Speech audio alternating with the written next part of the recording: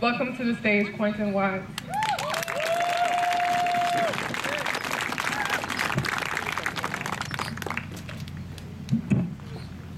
Can we just give another round of applause for Cameron, please? That's something to follow up. Like, we need to really support young people in this movement. I mean, we're the future. This is where the movement is gonna go. If it is not to just stay at a moment, right? But a movement, like everyone has been saying today. And I want Loudoun County today to give themselves a round of applause. Thank you guys so much for showing up and staying here. This is what solidarity looks like. This is what democracy looks like. Please take a moment to acknowledge and appreciate everyone standing by your side in this fight. Because if you've ever wondered where you'd be during the civil rights movement, if you ever wondered which side you'd be on, this is that moment.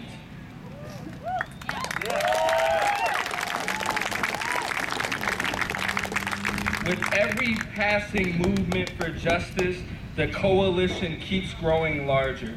Be thankful for that. In this moment, we've managed to cultivate the largest civil rights movement in history. Think about that. All 50 states, London, Australia, this movement is international. This is a multiracial, multi-generational, international movement led by the youngest among us. And for this movement to continue to meet the moment like it has so far, we must look to our forefathers who set the foundation for this, for us, while also looking within ourselves. We must be like Angela Davis.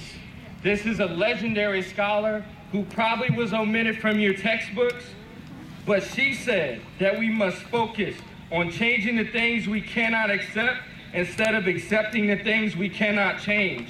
We must be like Martin and make his theoretical dream a concrete reality. And like Malcolm X, pursue justice by any means necessary.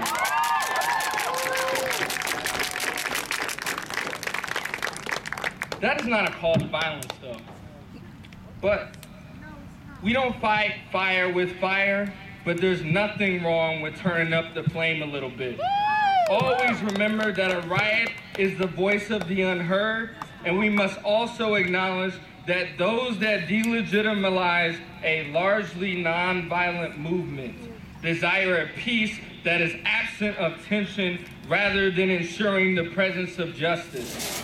For how long have we been pleading for more allies, pleading on the doorsteps of Congress, pleading at the courthouses, pleading at the school board meetings? This is why we say, no justice, no peace. We must understand that protest is inherently anything but peaceful. It is disruptive, it is uncomfortable, it is revolutionary, it is necessary. Yes. And most importantly, it is an uprising against the societal conditions that have led so many to take it to the streets, even in the midst of a global pandemic.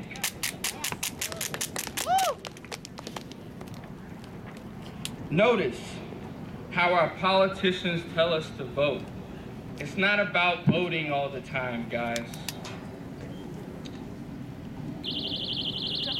But notice, as we cast our votes, our politicians were pushed to doing in a few weeks, which should have been happening decades ago. And that was nothing to do with voting. That was because we lit a fire under them.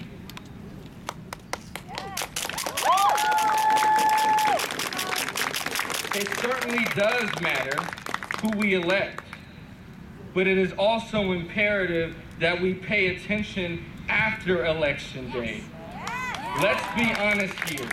The death of George Floyd was simply a spark 400 years in the making. Yes. George Floyd was indeed the last straw, But this is bigger than black versus right. It's everybody versus racism.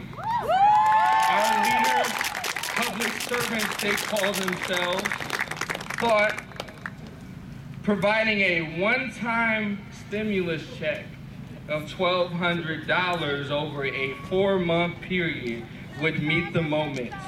They thought equipping police officers who are supposed to be peace officers with military-style gear and tactics when confronted with unarmed protesters, while our medical professionals struggled to acquire personal protective equipment, met that moment. They thought denying health care as a human right met that moment. They thought rampant homelessness met that moment. They thought mass unemployment met that moment. And now today, they think yet another failed bid at police reform met that moment.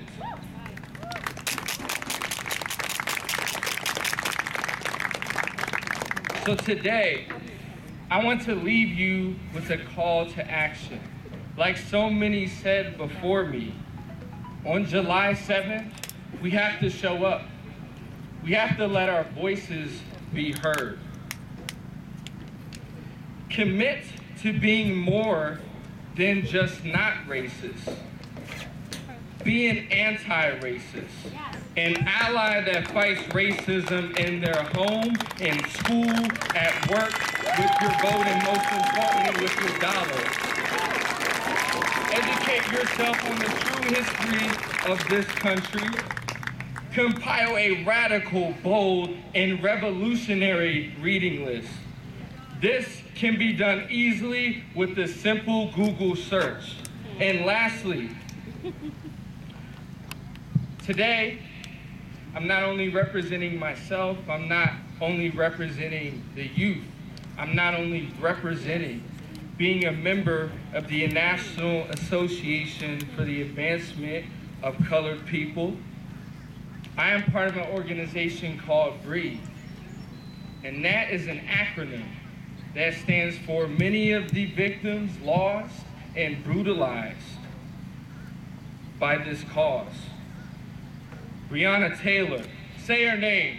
Breonna Taylor. Rodney King. Rodney King.